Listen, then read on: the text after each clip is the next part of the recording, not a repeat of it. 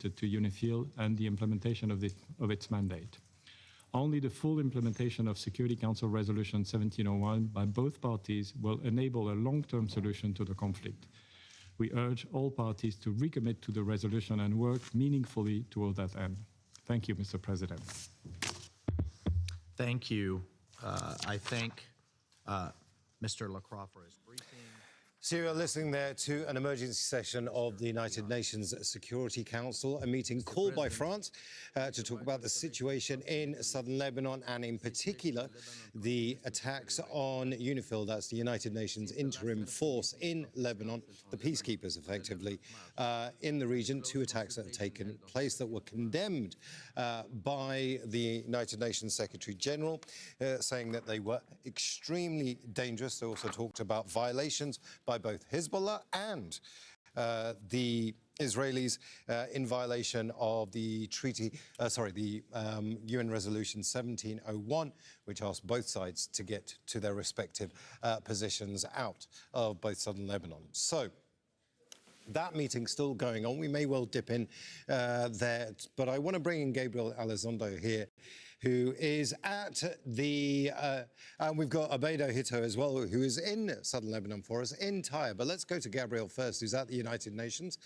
Gabriel, the meeting's still going on, but this was called by the French because UN peacekeepers have died.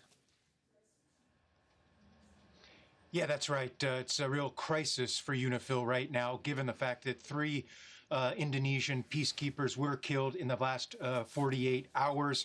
It's something that the Secretary General has condemned just within the last half hour or so in his latest statement. Secretary General Antonio Guterres saying, among other things, no one should ever die serving the cause of peace. Not only these three peacekeepers killed, but several others injured, one critically.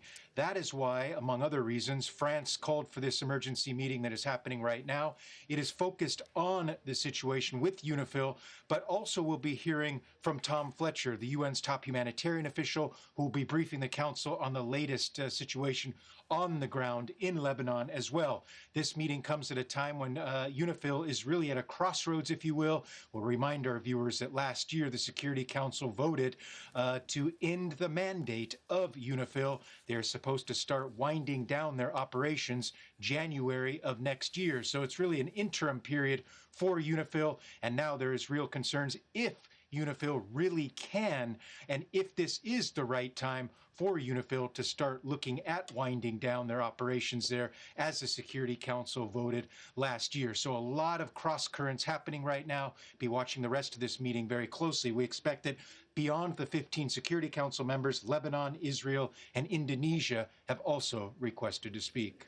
Now, Gabriel, it is very interesting that France has called this meeting, because France have been driving the idea that both sides should come together and talk and secure some sort of ceasefire deal at the very least. But it hasn't had a huge amount of success. So what do you think France is going to be looking for out of this? Will there be a resolution, do you think, or is this just a meeting to bring everybody up to date? No, there will be no resolution that will be tabled in this meeting. There's no resolutions behind the scenes that are being negotiated at this point. France usually does take the lead in the Security Council when it comes to Lebanon, because they are the pen holder, which essentially means they are in charge of the Lebanon file for the Security Council. And while they don't hold the rotating presidency this month, clearly the situation is out of control in Lebanon, and the situation on the ground, the situation on the blue line with Israel's continued invasion of southern Lebanon.